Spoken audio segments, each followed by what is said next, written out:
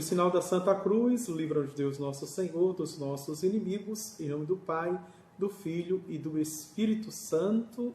Amém. Vinde, Espírito Santo, enchei os corações dos vossos fiéis e acendei neles o fogo do vosso amor. Enviai o vosso Espírito e tudo será criado e renovareis a face da terra. Oremos, ó Deus, que instruísse os corações dos vossos fiéis com a luz do Espírito Santo, fazer que apreciemos retamente todas as coisas, segundo o mesmo Espírito, e gozemos sempre de sua consolação. Por Cristo nosso Senhor. Amém. Bendigamos ao Senhor, demos graças a Deus.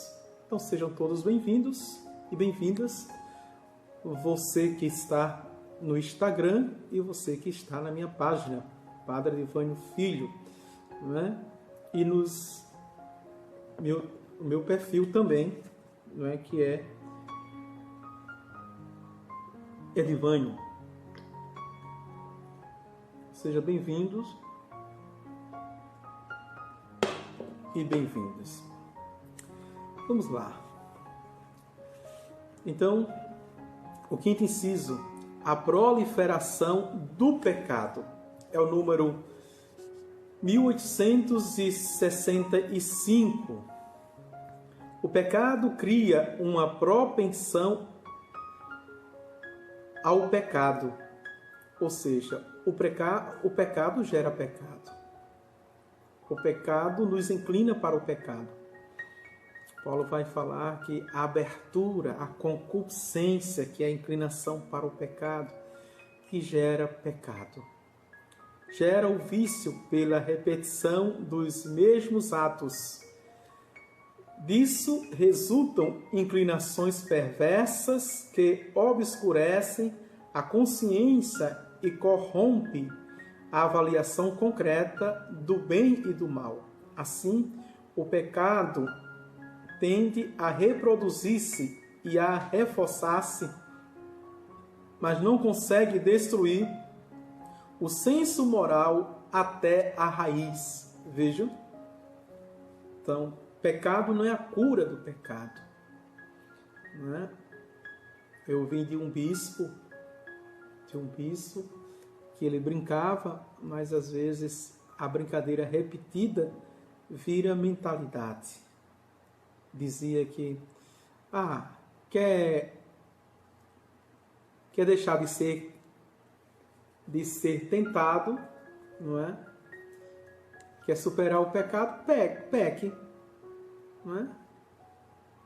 Tem uma lógica, mas o caminho não é esse oferecido pela Igreja. 1866. Os vícios podem ser classificados segundo as virtudes que contrariam ou ainda ligados aos pecados capitais que a experiência cristã distinguiu segundo São João Cassiano e São Gregório Magno. São chamados capitais porque geram outros pecados. Ou seja, capital aqui vem de cabeça. Vem de cabeça, né? A capital é a cabeça das cidades no estado, certo? Vem na cabeça. É o principal que ordena, que rege, que estrutura, que condiciona, que influencia ao mesmo tempo os pecados capitais, porque geram outros pecados, outros vícios.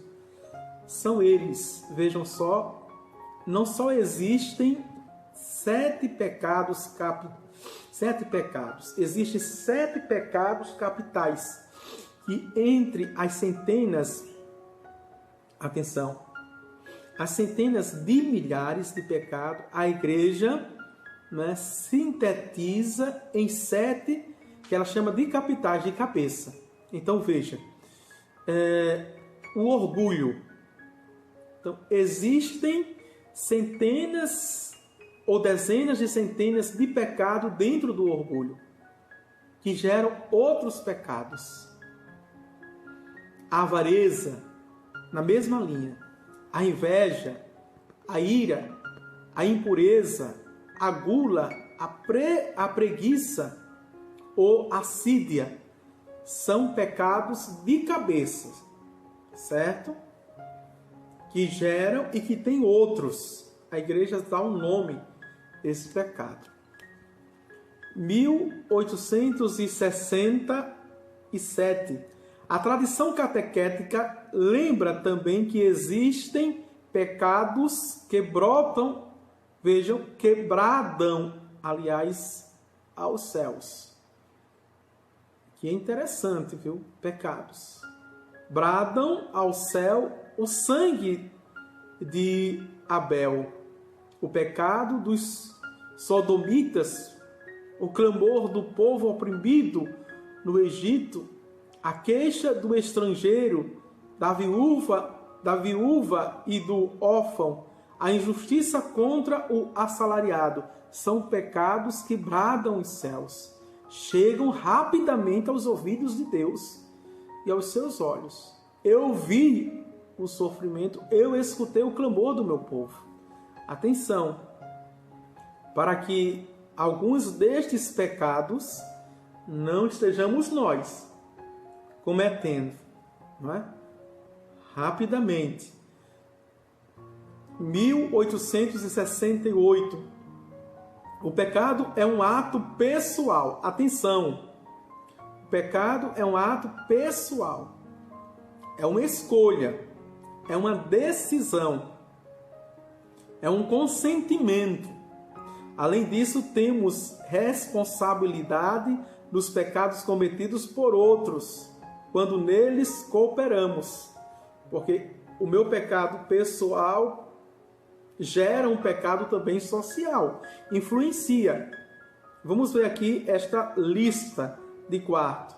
Participando neles direta e voluntariamente, mandando, aconselhando, louvando ou aproveitando ou aprovando esses pecados. Vejam, não os revelando ou não os impedindo. Quanto a isso, somos obrigados. Ou seja, o pecado de omissão.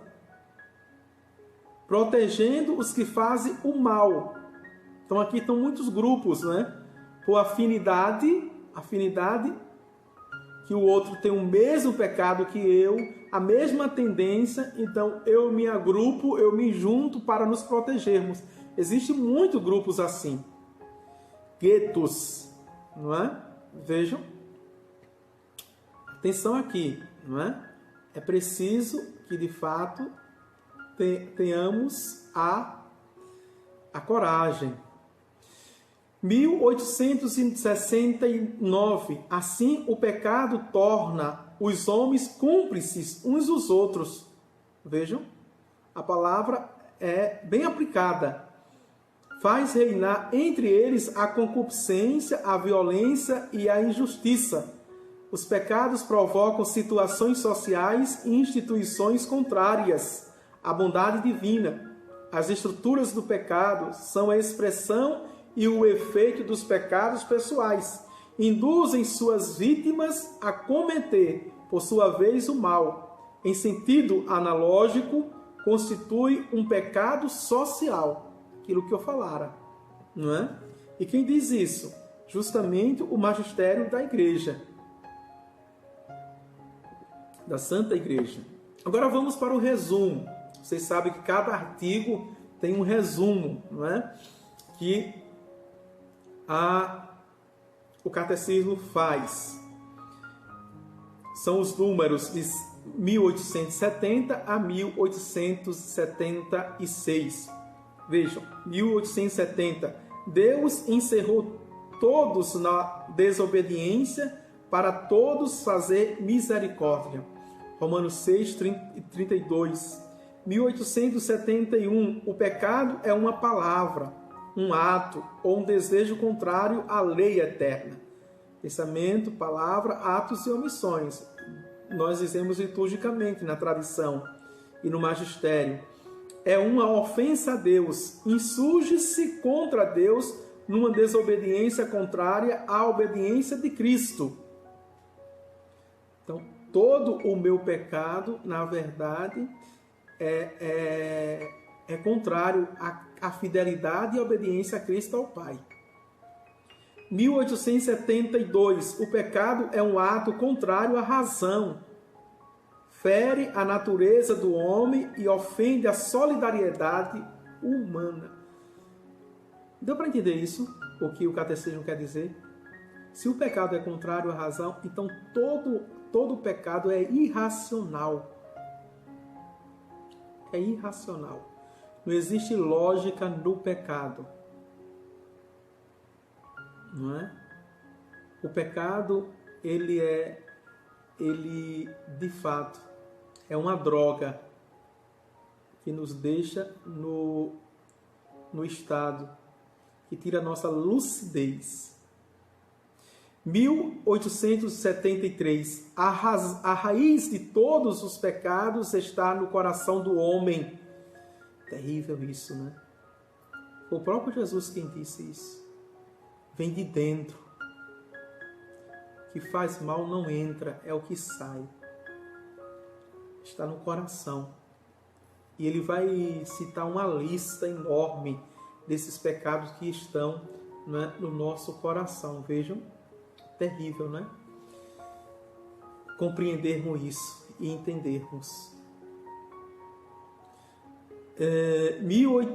Vamos avante. As espécies e a gravidade dos mesmos medem-se principalmente segundo o seu objeto. Entre o objeto, né, a matéria, que é grave, e a minha liberdade, deliberação, consentimento.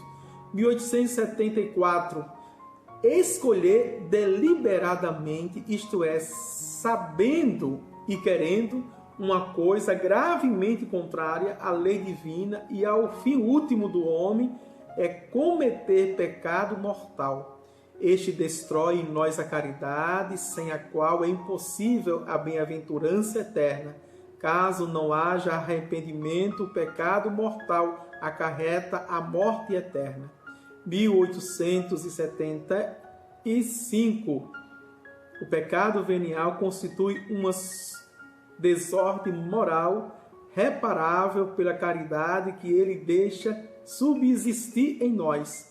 1876. A repetição dos pecados, mesmo veniais, produz os vícios, entre os quais avultam os pecados capitais. Vejam só. E nós acabamos de ver os pecados capitais, os pecados de cabeça, no número 1865.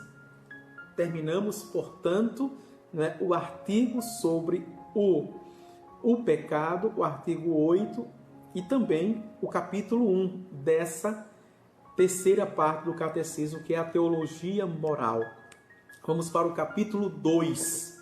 E neste capítulo 2, vamos falar sobre a comunidade humana. Tem o primeiro artigo dentro desse capítulo, que fala sobre a pessoa e a sociedade. Temos o segundo capítulo, que vai falar da participação na vida social. E aqui é a doutrina social da igreja, que é a moral, não é? Temos o terceiro artigo, não é? Artigo 1, artigo 2, artigo 3, dentro do segundo capítulo, que vai falar da justiça social. Vejam, esses temas já vimos, não é? No curso de doutrina social da igreja. Vamos ver agora dentro a doutrina social da igreja, dentro do catecismo da Igreja Católica. E terminamos. Então, este segundo capítulo tem três artigos, certo?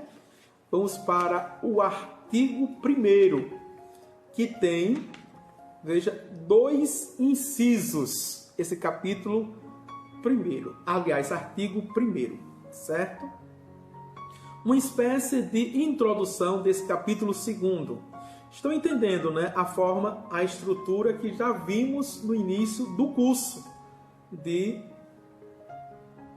catecismo. São mais de 100 aulas de catecismo que a gente deu, né? Muito mais de 100 aulas, tá certo? Josilda pode estar aí e ela sabe, vem acompanhando Acredito aqueles que vêm acompanhando, Paula Viana também, que vem acompanhando, Cláudia Paulina, sabe que são mais de 100 aulas de catecismo esse ano que a gente deu, graças a Deus. 1877.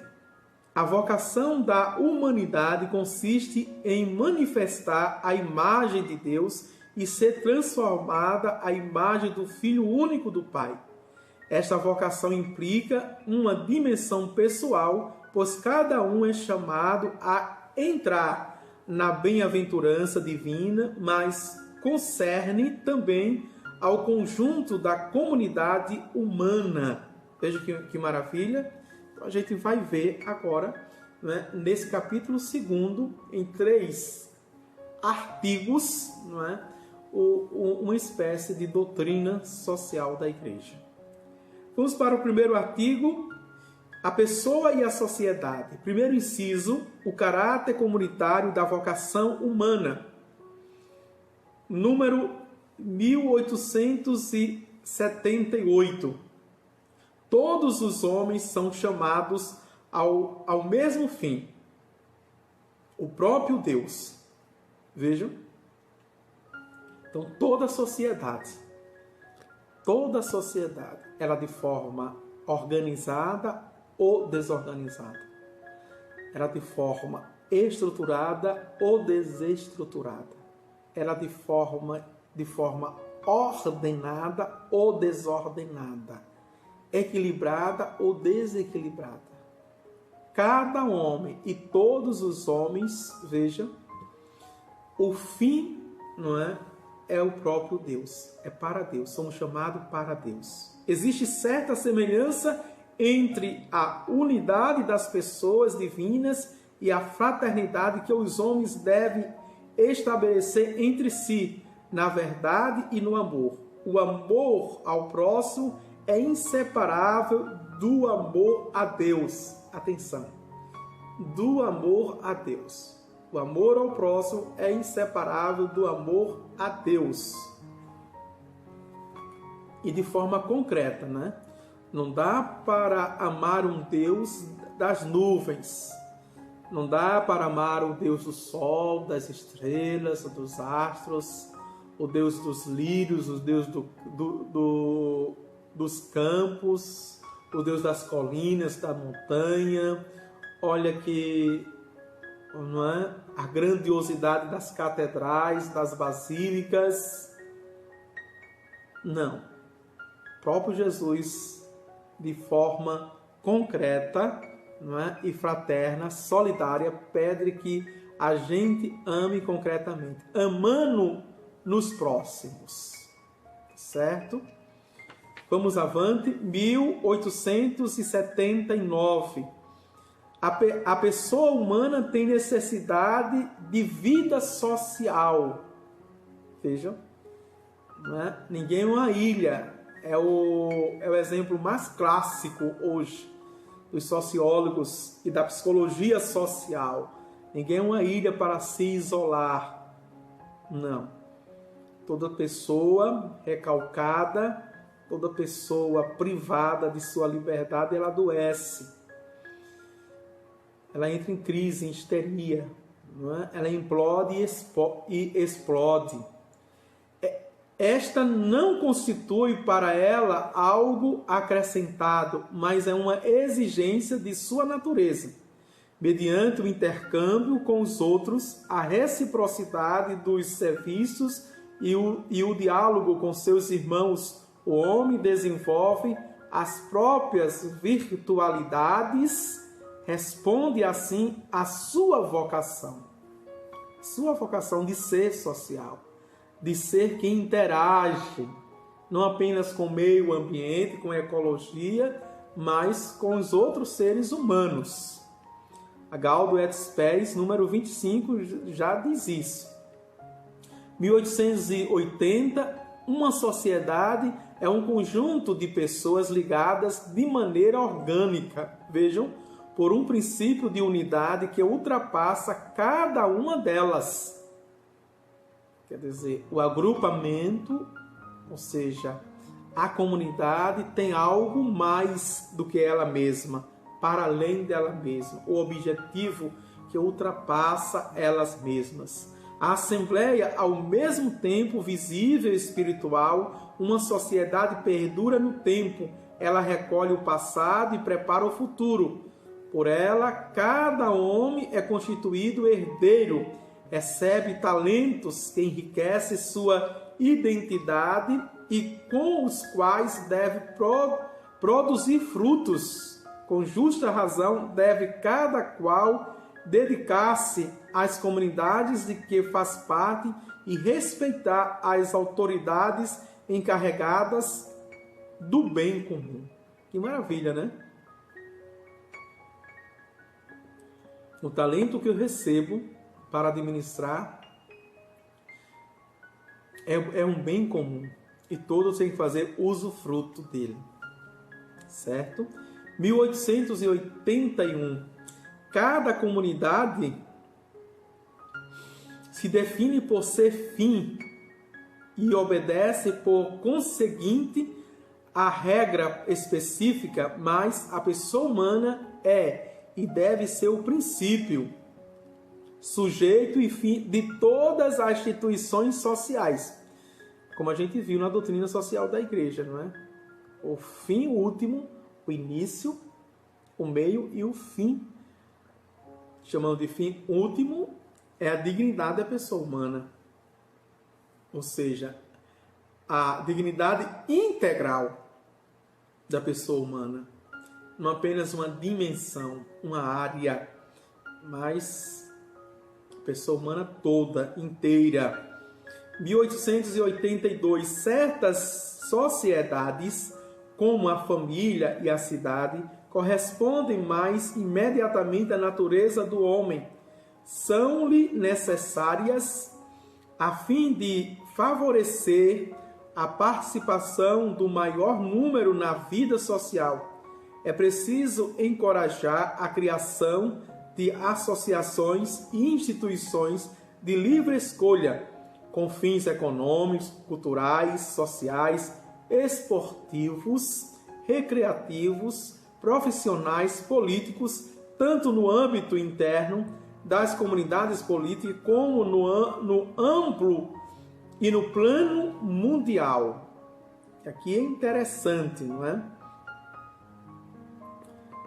Esta socialização exprime igualmente a tendência natural que impele os seres humanos a se associarem para atingir objetivos que ultrapassam as capacidades individuais.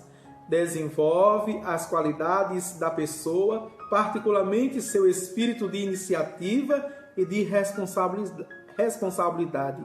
Ajuda a garantir seus direitos. Não é?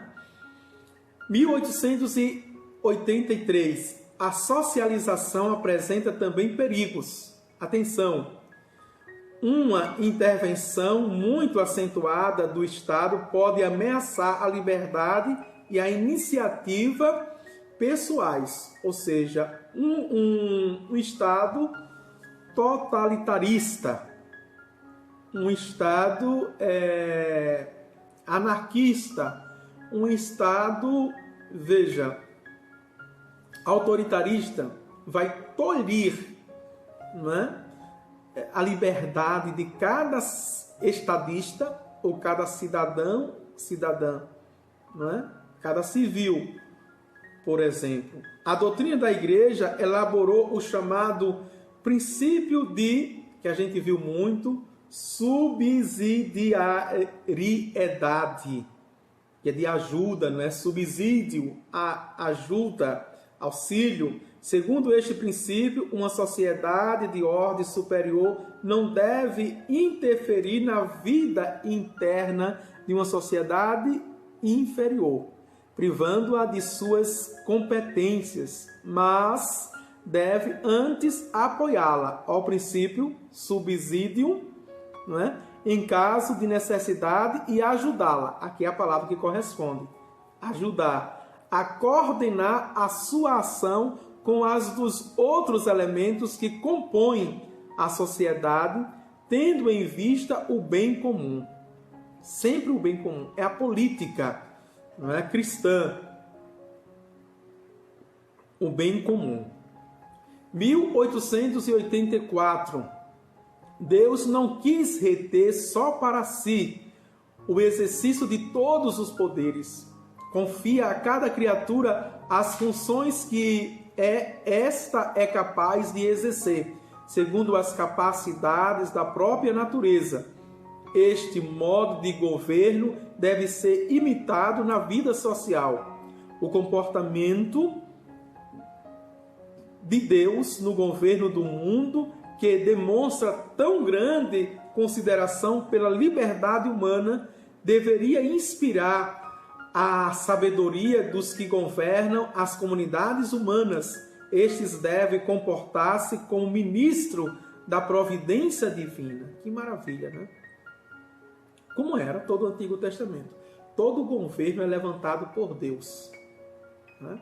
E Jesus disse isso claramente, não é, ao governo de Pôncio Pilatos. É sabido que Pôncio Pilatos era governador, não é? Que era um dos representantes governadores do império de César Augusto. Então ele disse a Jesus, a queima-roupa: tu não sabes que eu tenho um poder de te prender ou soltar? De deixar vivo, te dar vida ou te matar? Vejam.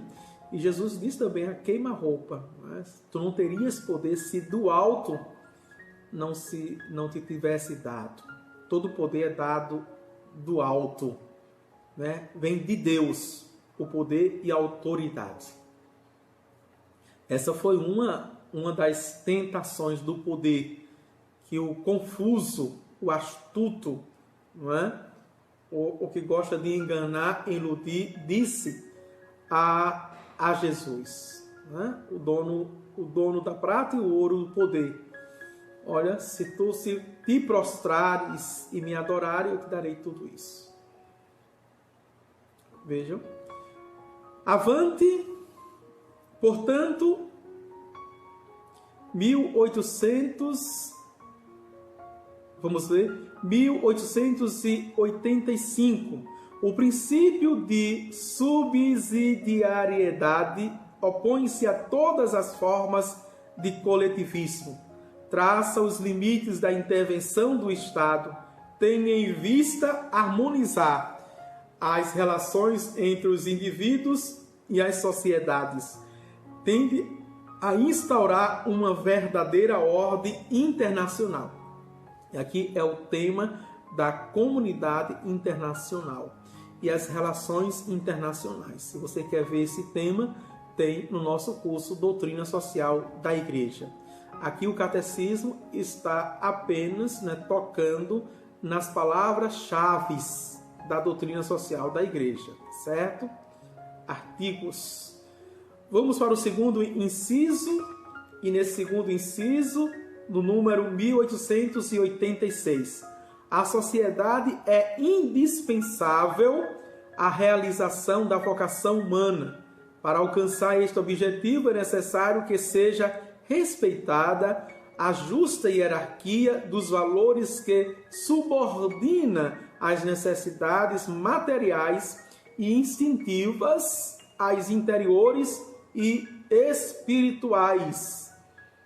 E aqui a gente está nos centésimos anos, número 36, de São João Paulo II. Né? E vamos ver o que tem nesse texto.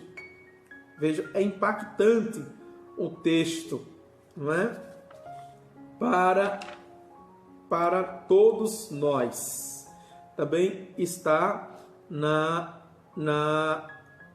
Populorum Progresso, não é? Vamos ver aqui. A convivência humana deve ser considerada como realidade eminentemente espiritual. Deu para perceber, não é?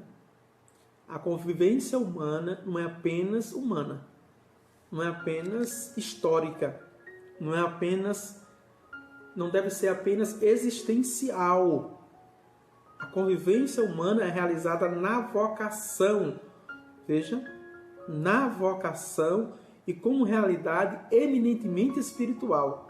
Intercomunicação de conhecimentos à luz da verdade, exercício de direitos e cumprimentos e deveres, incentivo e apelos aos bens morais, gozo comum do bem em todas as suas legítimas expressões, disponibilidade permanente para comunicar a outrem o melhor de si mesmo e a aspiração comum a um constante enriquecimento espiritual. Atenção aqui, o texto vai continuar, mas eu vou dar uma pausa, que é bem verdade, que a nossa relação humana ela está eminentemente pautada, não é, na espiritual, porque todas as palavras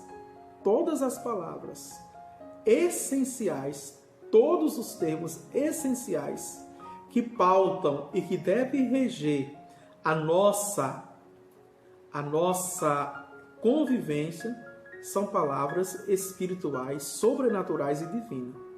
Por exemplo, a verdade. Vejam. A paz. A fraternidade. A justiça, o amor. São palavras que nós direcionamos para Deus. Então são palavras divinas, são palavras espirituais, são palavras sobrenaturais, que devem pautar toda a nossa convivência e todo o nosso relacionamento.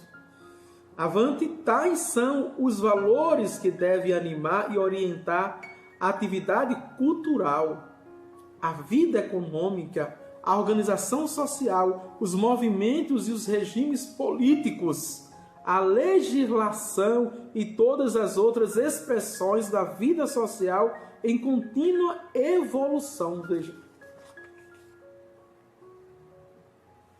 O danado que está... as coisas absurdas estão na nossa cara e nós não entendemos, não associamos. Bastava termos uma psicologia associativa ou uma inteligência associativa que a gente ia aprender muito. Por exemplo, todo o processo investigatório, a busca pela verdade, isso é o quê? Isso é o quê? Estou falando na verdade filosófica, aquela verdade que Santo Agostinho procurava, não é? E não encontrou. Estou falando numa verdade que o mundo começa a concretar, ou seja, esconder embaixo de grandes blocos de concreto e precisa ter uma polícia investigatória, não é? Ter uma perícia forense, veja, entidades secretas que buscam a investigação para descobrir a verdade dos fatos, dos acontecimentos. E para nós essa verdade é uma pessoa. É uma pessoa. Porque o mundo todo vive pautado, plantado, andando em mentiras, navegando em mentiras. Por isso que é tão obscuro. Não dá. 1887, a inversão dos meios e dos fins, que acaba por conferir valor de fim último àquilo que não passa de meio para consegui-lo, ou por considerar as pessoas como meros meios em vista de um fim, produz estruturas injustas que tornam árdua e praticamente impossível uma conduta cristã conforme aos mandamentos do divino legislador. Né? Pio XII faz esse discurso em 1º de junho de 1941. Vejam, 1888. É preciso, então, apelar às capacidades espirituais e morais da pessoa e à existência permanente de sua conversão interior, a fim de obter mudanças sociais que estejam realmente a seu serviço. A prioridade reconhecida, a conversão do coração, não elimina absolutamente, antes impõe a obrigação de trazer as instituições e as condições de vida quando estas provocam o pecado, o saneamento conveniente, vejam, para que sejam conformes às normas da justiça e favoreçam o bem em vez de pôr-lhe obstáculos. Né? Conferir a Lumen Gentium número 36. E por fim, antes do resumo desse artigo, 1889, sem o auxílio da graça, os homens seriam incapazes de discernir a senda frequentemente estreita entre a covardia que cede ao mal e a violência que, na ilusão de o estar combatendo, ainda o agrava mais. É o caminho da caridade, quer dizer, do amor a Deus e ao próximo.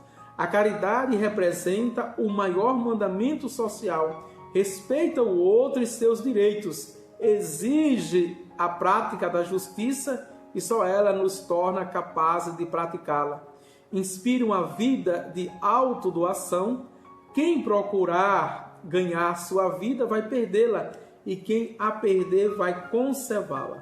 Lucas 17, 33. Vejam, então é nesse processo, né? É nesse processo da convivencialidade humana que a gente vai estabelecendo a espiritualidade.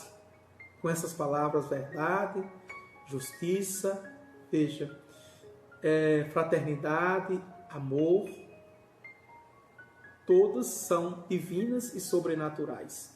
Resumo 1890. Existe certa semelhança entre a unidade das pessoas divinas e a fraternidade que os homens devem estabelecer entre si. 1891. Para desenvolver-se em conformidade com sua natureza, tem a pessoa humana necessidade da vida social. Certas sociedades, como a família e a cidade, correspondem mais imediatamente à natureza do homem. 1892. A pessoa humana é e deve ser o princípio, sujeito e fim de todas as instituições sociais. Isso é fantástico, né? Se as entidades, se as filantropias, se as instituições colocassem de fato a pessoa como um bem maior, então a sociedade seria outra, né? Estaríamos de fato plantados e edificados no Evangelho, que tem como fim último a dignidade integral da pessoa humana. 1893. É preciso fomentar uma ampla participação em associações e instituições de livre escolha. 1894. Segundo o princípio da subsidiariedade, nem o Estado, nem qualquer outra sociedade mais ampla devem substituir a iniciativa e a responsabilidade das pessoas e dos órgãos intermediários. 1895. A sociedade deve favorecer o exercício das virtudes, não pôr-lhe obstáculo. Deve inspirá-la uma justa hierarquia de valores. De fato, uma sociedade que é pautada nas virtudes, sobretudo nas 4 cardeais, nas 3 teologais, na virtude da simplicidade e da humildade. Não é? Também uma sociedade que quer ser diferente, que quer crescer como uma sociedade que existe um povo de fé, um povo de Deus. 1896, para terminar, onde o pecado perverte o clima social, é preciso apelar à conversão dos corações e à graça de Deus. A caridade impele as justas reformas. Não existe solução da questão social fora do Evangelho. Por isso que a doutrina social da Igreja é chamada também o Evangelho social. Queridos irmãos e irmãs, ficamos por aqui com esta aula de catecismo, né? Vimos o quinto inciso ainda do 8º artigo, o pecado, do primeiro capítulo. Estamos no segundo capítulo do catecismo e o primeiro artigo, que fala, né, justamente nesse segundo capítulo, fala a pessoa e a sociedade. O Senhor esteja convosco, Ele está no meio de nós. Abençoe-vos Deus Todo-Poderoso, o Pai, o Filho e o Espírito Santo.